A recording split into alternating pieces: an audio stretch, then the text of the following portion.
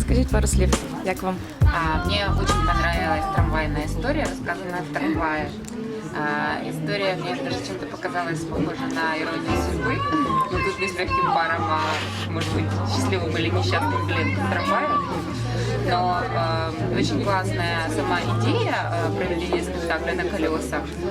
Сначала ничего не понятно, а потом вдруг начинают развиваться такие события, и в общем все становится очень-очень прикольно. Так что, в общем, всем рекомендую, отличная постановка, отличная идея, так что все берем билеты и срочно в трамвай.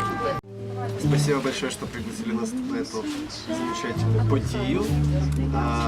Очень интересное альтернативное времяпрепровождение вечерами. Интересная локация, все в движении. Приходите. Дякую. Мы очень рады побывать здесь.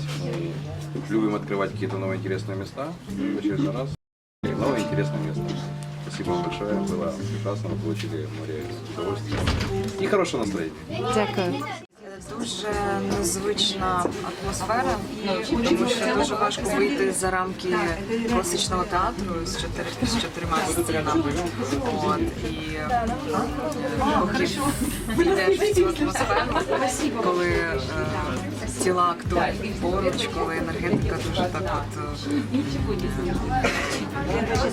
велика енергетика на тебе так навалюється, трошечки незвично. А так дуже класно, наче ти підглядаєш за шпаринку, чогось дуже цікаво. Дякую за відгук. Real danger. This world ain't simple, but I'm strong. I know how to get out.